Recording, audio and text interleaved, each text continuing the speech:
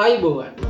අපි එදා පළවෙනි වීඩියෝ එකේදී කතා කරා ලංකාවේ නීති මූලාශ්‍ර මොනවද කියලා සහ ඒවා ලංකාවේ නීති පද්ධතියට ඇතුළත් වුණේ කොහොමද කියලා. මම මේ වීඩියෝ එක කරන්න බලාපොරොත්තු වුණේ මේ වීඩියෝ මාලාවෙන් කතා කරන්න බලාපොරොත්තු වුණේ ලංකාවේ බටහිර ජාතීන් පැමිණියාට පසු ඇති වුණ නීති පද්ධතිය ඇති වුණේ කොහොමද, ඒවා දැනට බලපාන්නේ කොහොමද කියන කරුණු තමයි මුලදී මම කතා කරන්න බලාපොරොත්තු වුණේ.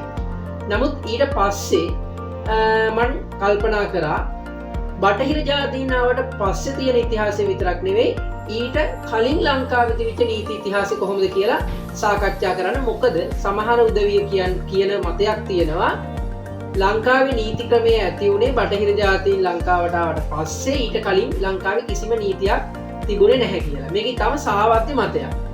ඒකට හේතුව තමයි ලංකාවේ බටහිර ජාතීන් එන්න කලිනුත් ඊටම හොඳ නීති පද්ධතියක් තිබුණා කියලා කියන්න සාධක අපිට හැමතැනින්ම වගේ ලැබෙනවා. එතකොට මේ ගැන හරි පර්යේෂණයක් කරලා නැති ප්‍රශ්නයක් තියෙනවා. එහෙම නැත්නම් ලංකාවේ නීති පද්ධතියක් බටහිර ජාතීන් යුරෝපා ජාතීන් ලංකාවට එන්න කලින් ලංකාවේ ක්‍රමවත් නීති පද්ධතියක් නොතිබුණා නෙවෙයි. ඒ ගැන හරි හැදෑරීමක් ගවේෂණයක් කරලා නැති ප්‍රශ්නයක් තමයි තියෙන්නේ. විශේෂයෙන්ම මේ වගේ මතයක් ඇති වෙන හේතුව තමයි ලංකාවේ තිබිච්ච නීති ක්‍රමය ගැන ලියලා තියෙන්නේ තමන්ගේ ග්‍රන්ථවලට ඇතුළත් කරලා තියෙන්නේ මේ බටහිර ජාතිකයෝ. එතකොට බටහිර ජාතිකයෝ ලංකාවේ තිබින නීතිය ගැන කතා කරලා තියෙන්නේ තමන්ගේ අර අධිරාජ්‍යවාදී මතයේ ඉඳලා. එතකොට ඒ කට්ටිය නිතරම ලංකාවේ තිබුණ ක්‍රමවේදය පහත හෙලන්න තමයි කතා කරලා තියෙන්නේ. නිතරම කියන්නේ සාපේක්ෂව බැලුවොත්.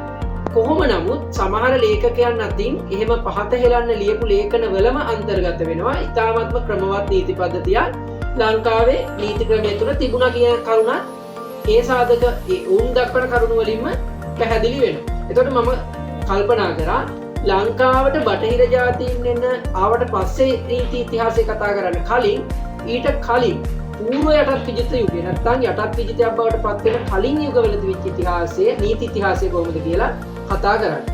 ප්‍රධානම කරුණු කීපයක් අපි මෙහෙදී දැනගෙන ඉන්න ඕන. ඒ තමයි බටහිර ජාතීන් ලංකාවට එන්න කලින් ලංකාවේ නීති ක්‍රමය යුරෝපා ජාතීන් ලංකාවට හඳුන්වා දුන්නා වගේ ලිඛිත නීති ක්‍රමයක් නෙවෙයි. හැබැයි මතක තියාගන්න ඕන ලිඛිත නීති ක්‍රමයක් නොතිබූ පමණින් ලංකාවේ ක්‍රමවත් නීති පද්ධතියක් තිබුණ නැහැ කියලා කාටවත් කියන්න බෑ. ඒකට තියෙන හොඳම උදාහරණය මම කියන්නම්.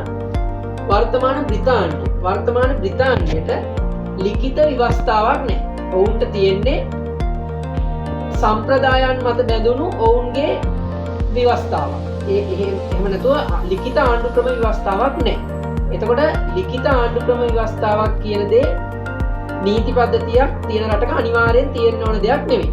තමන්ගේ රටේ තියෙන සම්ප්‍රදාය බලවත් නම් තමන්ට ලිඛිත නීති පද්ධතියක් නැතුව සම්ප්‍රදායන් ඔස්සේ ගමන් කරන්න පුළුවන්. ලංකාවට බටහිර ජාතීන් එන්න කලිනුත් තිබිලා තියෙන්නේ මේ වගේ ලිඛිත නීති පද්ධතියක් නෙවෙයි සම්ප්‍රදායන් මත අනුගමනය කරපු නීති පද්ධතිය. ඒකට අපිට සරලව කිව්වොත් සම්ප්‍රදායන් මත අනුගමනය කරන නීති පද්ධති වඩාත්ම භාවිතයෙන් ඉහළ. ලිඛිත නීති පොතේ තියෙනවා මිනිස්සු ඒවා අනුගමනය කරනවද කියන ප්‍රශ්නේ තියෙනවා. හැබැයි සම්ප්‍රදායන් මත හැදුණු නීති පද්ධතිය ඊටාත්ම දැඩිව අනුගමනය කිරීමක් තිබුණා කියලා අපිට කියන්න පුළුවන්. අපි ඒ ඔක්කොම කරුණු පසකින් තියමුකෝ. අද අපේ මාතෘකාව තමයි ලංකාවේ නීති ක්‍රමේ ආදිතම ඉතිහාසයේ ඉඳන් අපිට හම්බ වෙන කරුණු එකින් එක කතා කරන එක තමයි මම ඉදිරියට කරන්න බලාපොරොත්තු වෙන්නේ. අදත් ඒ වගේ ඉතාමත් වැදගත් කරුණකට ඔබේ අවධානය මම යොමු කරනවා. අපේ නීති පද්ධතියේ ලංකාවේ වර්තමාන නීති පද්ධතිය ඉතාමත් වැදගත් කරුණක් තමයි වාණිජ්‍ය නීතිය කියලා කියන්නේ. එක්තරා විෂයපතයක්. නීතියේ තියෙන එක්තරා වැදගත් විෂයපතයක් තමයි වාණිජ්‍ය නීතිය කියන්නේ. අපේ ලංකාවේ පිහිටීම අතින් ගත්තාම ඔබ දන්නවා ඉන්දියන් සාගරයේ ඉතාමත්ම විශේෂ පිහිටීමක් තියෙන රටක් තමයි ලංකාව. එතකොට වාණිජ්‍ය කරුණු අතින් අපේ රට ඉතාමත්ම තීරණාත්මක තැනක තමයි පිහිටලා තියෙන්නේ. වාණිජ්‍ය කරුණු අතින් ගත්තාම නිතර ඇතිවන සංසිද්ධීන්ට විසඳුම් හොයන්න, නෛතික පිළිසරණ හොයන්න ඉතාමත්ම දැඩි අනම්‍ය වාණිජ්‍ය නීතියක් තිබෙන්නට ඕන.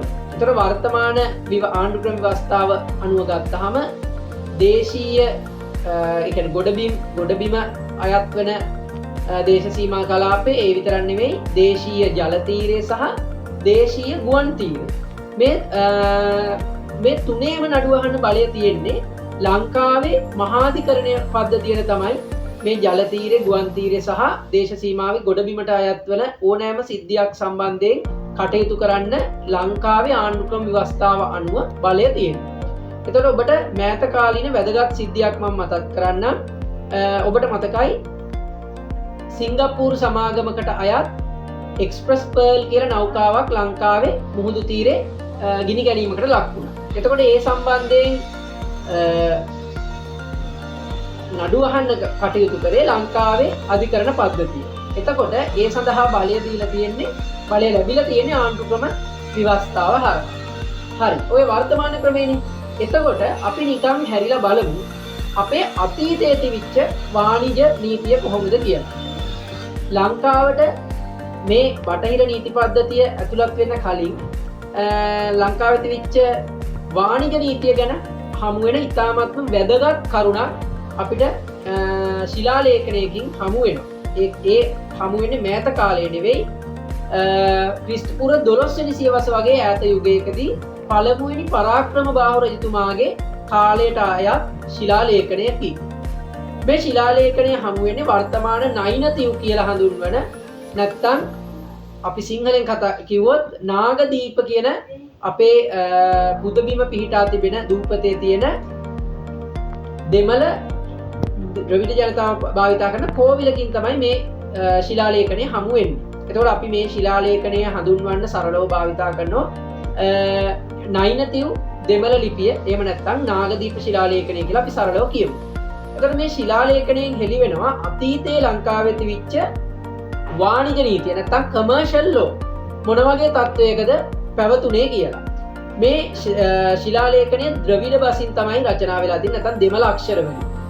ඒකටත් හේතුව මම මතක් කරන්නම්. ඒ ද්‍රවිඩ අක්ෂර වලින් ඒ ශිලාලේඛනය රචනා වෙන්න හේතුව ඒ කාලේ වෙනකොට චෝල අධිරාජ්‍ය ඉන්දියාවේ තිබිච්ච චෝල අධිරාජ්‍ය ඉතාමත්ම බල සම්පන්න වෙලා තිබුණු කාලයක්. ඒ චෝල අධිරාජ්‍යයේ වාණිජ කටයුතු ගොඩක් පැතිරිලා තිබුණු කාලයක්. ඒක නිසා තමයි නිතරම ද්‍රවිඩ වෙලෙන්දන් ද්‍රවිඩ බස කතා කරන වෙලෙන්දන් ලංකාව සහ ඒ ආශ්‍රිත තදාසන්න කලාපයේ වරායවල් වල නිතර ගැවසුණු බවට අපිට සාධක තියෙනවා. ඒකට හොඳම උදාහරණය තමයි පරාක්‍රම බාහු රජතුමා. පළවෙනි පරාක්‍රම බාහු රජතුමා ඉන්න කලින් හිටපු විජය බාහු රජතුමාටත් ලංකාව අත්පත් කරගෙන හිටපු චෝලයෝ එලවලා තමයි රාජ්‍යත්වය ලබා ගන්න සිද්ධ වුණේ.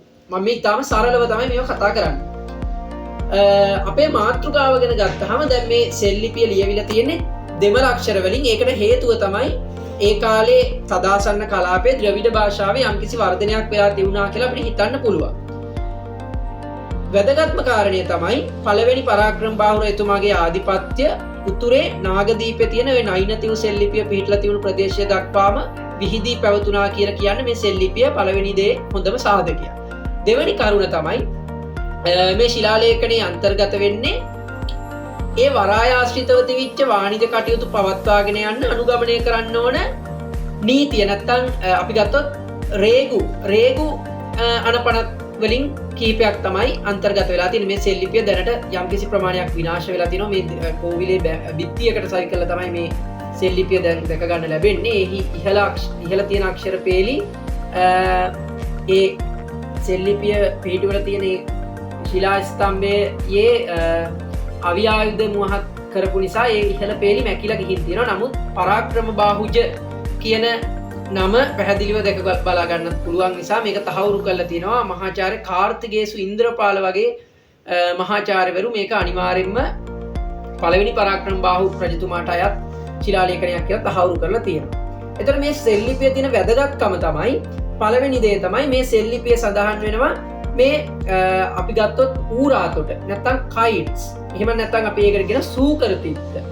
මෙන්න මේ සූකරතිත්ත කියන වරායට පැමිණෙන නෞකාවලින් අපි දන්නවා පොළොන්නරු යුගයේ කියන වෙළඳාම අති මහත් වර්ධනයකට ලක් වෙලා තිබිච්ච අවධියක්.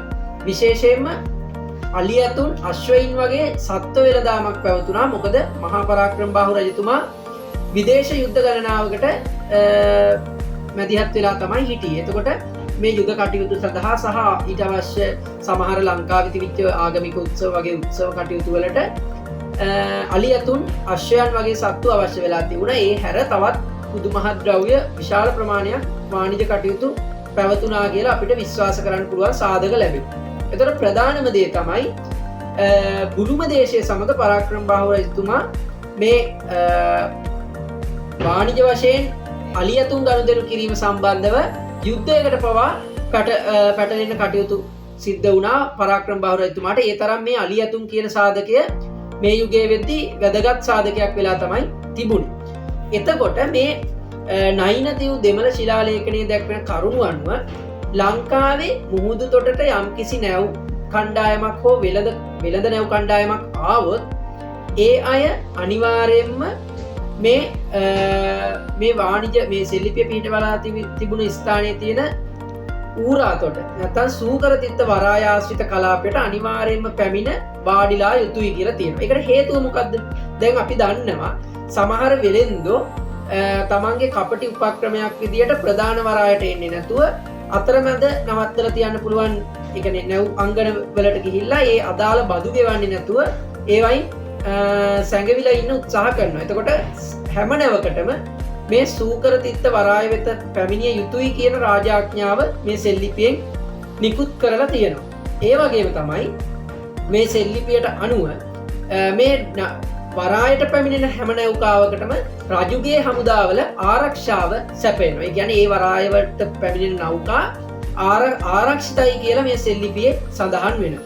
එතකොට මෙහි තියෙන වැදගත්ම කරුණ තමයි ලංකාවේ මුහුදු සීමාවේ ගිලෙන ලංකාවට හෝ ලංකාවෙන් පිටතට හෝ අලියතුන් සහ අශ්වයින් ප්‍රවාහනය කරන නැව්කාවලින් හදිසියවත් ඒ නැව්කා ගිලුණොත් ඒ නැව්කාවල තියෙන බඩුවලින් 4/1 රාජ්‍ය භාණ්ඩාගාරයට බදු වශයෙන් දිය යුතුයි කියලා රජු මේ සෙල්ලිපිය අණ කරලා තියෙනවා. ඒ වගේම තමයි ඉතුරු 4/3 ඉතුරු භාණ්ඩ 4/3 නැවතේ මුල් හිමිකරුවන්ටම ලැබිය යුතුයි කියලා රජු ආඥා කරලා තියෙනවා. දෙවැනි කාරණාව තමයි අලියතුන් හෝ අශ්වයින් ප්‍රවාහනය කරන නැව්කාව හැරුණුකොට ඒ හැරුණු විට තියෙන අනෙකුත් වාණිජ ද්‍රව්‍ය වෙළදාම් සඳහා පැමිණි නැවක් අපේ මුහුදු තීරයේ අනතුරකට ලක් වුණොත්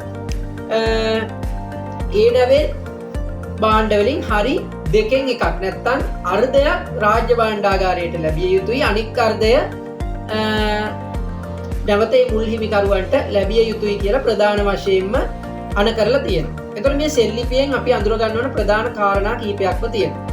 ඔබ දන්නවා වර්තමාන නීතිය ගත්තොත් අර එක්ස්ප්‍රස් පර්ල් නෞකාව අනතුරට පත්තු වෙච්ච සිදුවීමේදී ලංකාවට කොච්චර ඒ නැවෙන් වන්දි අය කිරීම සම්බන්ධව දැනටමත් ඒ වන්දි මං හිතන විදිහට අය කරගෙන නැහැ. ඒ සම්බන්ධ වාණිජ නීතියේ ගැටලුකාරී වාණිජ නීතිය කියන්නේ අතර මේ සමාගම් ඒ වන්දිය ගෙවනවද කියන ගැටලුව තමයි තියෙන්නේ. වාණිජ නීති ඉතාමත්ම දැඩිව බලපවත්වනවා. ඒවයි ඒ සම්බන්ධ නඩුව අහන්න පුළුවන් ලංකාවේ මහාධිකරණයට ඒ අවශ්‍ය කරන බලතල තිබෙනවා.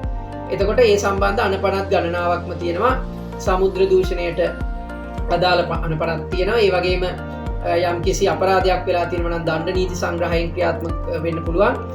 ඒ තමයි වර්තමාන නීතිය. එතකොට ඔබට පෙනෙනවා වර්තමානයේ වගේම 12 වෙනි සියවසේ වගේ පොළොන්නරු යුගයේදී මේ වගේම වාණිජ කටයුතු අතර සිදුවෙච්ච ඒ අක්‍රමිකතා වළක්වන්න පාලකයන් පියවරගෙන තියෙනවා. ඒ සම්බන්ධයෙන් නීති තිබිලා තියෙනවා.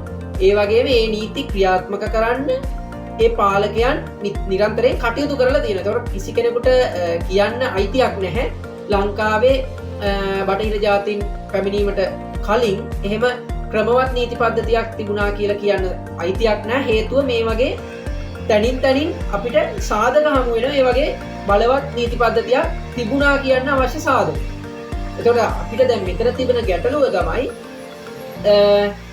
ප්‍රධාන ගැටලුව තමයි බටහිර ජාතීන් ආවට පස්සේ මේ හැමදේම ක්‍රමිකව ලේඛනගත කරලා තියෙනවා. හැබැයි ඊට කලින් නීති පද්ධතිය තිබුණේ කොහොමද කියලා ක්‍රමික ලේඛන මොනවත් අපිට හමු වෙන්නේ නැහැ. නමුත් අපිට රටවටා හම් වෙන විවිධ සාධක කල්පවත්තින සාධක වලින් අපිට දැක ගන්න පුළුවන්. එහෙම බටහිර ජාති පෘතුගී ලන්දේසීන් එන්න කලින් ලංකාවේ නීති පද්ධතියක් තිබුණ නැහැ කියන මතේ වැරදි.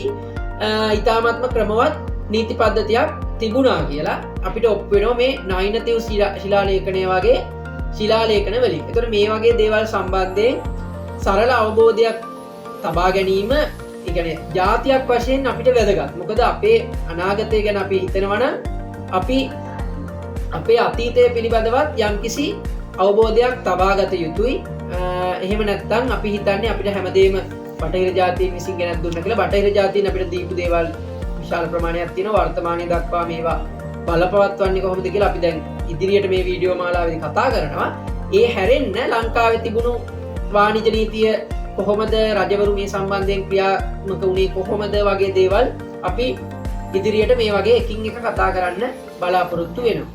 එතකොට දිගටම රැඳී ඉන්න කියලා ආරාධනා කරනවා මේ වගේ රසවත් කතන්දර ගැන අපිට ඉදිරියටත් සාකච්ඡා කරන්න පුළුවන්. අදට සමුගෙන යනවා. ඔබ සියලු දෙනාටම සුබ දවසක්.